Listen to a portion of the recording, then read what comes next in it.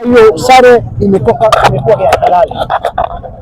Makosa yetu wenyewe, tumefanya makosa ndio yametuadhibu magoli mawili ya kumerudisha. Tulianza kupata goli mbili, sio kawaida mtani kutokea nyuma. Ndio hiyo nimeongea hapo kwamba kutokana na kiungo kidogo ilileta hitilafu pale, ilitakiwa kufanya sabu ambayo mwalimu hakufanya, ndio hicho kimesababisha wao kupata mwanya na kufanya comeback. Huo ni udhaifu sasa. Ndio hicho kilichotokea, kwamba udhaifu huo wa katika kiungo, lakini la sivyo kama pale pangekuwa vizuri leo wasingefanya comeback hiyo. Leo Young Africans hakuna mpinzani mgumu zaidi ya Azam.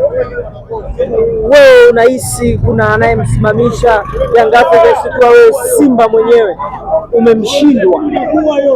Nimekwambia nini sasa hivi, nimeongea kwamba kuna timu ndogo inakuja inamsimamisha Simba na Yanga. Sio Yanga, tuna Simba pia inakuaga hivyo, wanakamiwa. Kwa hiyo kitu tuna imani kitatokea na watadondosha tu alama hizo, alama 5 sio nyingi. Lakini mtegemea Chandugu ufa maskini. Sijamsikia. Lakini Mtumai Chandugu ufa maskini bana, uwezo kumtegemea Azam mwenyewe umeshindwa kumsimamisha. Yaani usimtegemee. Wewe sio ulimtegemea Pamba kutusimamisha. Ndio hivyo. Na sisi tunawategemea kwamba Azam Jeketea atawasimamisha. Bana, kiwango bora kutoka kwa Nixon Kibabage kwa mechi za hivi karibuni. Leo unadhani nini hasa ambacho kilimponza Nixon Kibabage kuweza kuonesha performance yake? Hapana, alikuwa na kiwango bora, mbona hajafanya makosa ambayo imesababisha goli. Mimi sioni Kibabage amefanya makosa yote. Mwindi Steve Baka, kocha wa Simba, ni kama anachelewa kufanya substitution. Kwamba kilichotokea kwamba beka pale ilitakiwa afanye substitution ya mapema dakika 30 tu ya kipindi cha kwanza, ilitakiwa afanye sabu, amtoe Lomba au amtoe Maema aingie Kante. So Kante ni mtu wa nguvu, angemudu pale kucheza katikati. Ndio hicho wametumia mwanya upande wa pili, wamerudisha hizo magoli.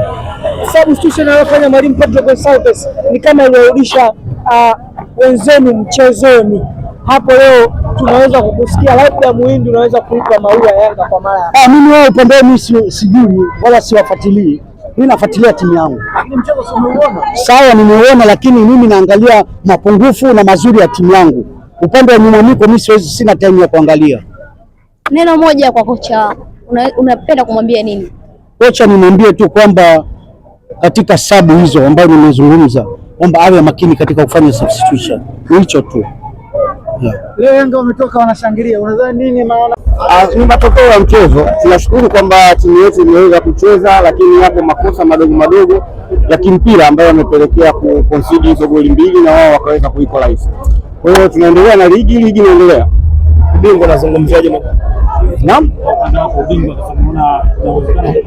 Leo zimebaki mechi ngapi mpaka kufikia mwisho?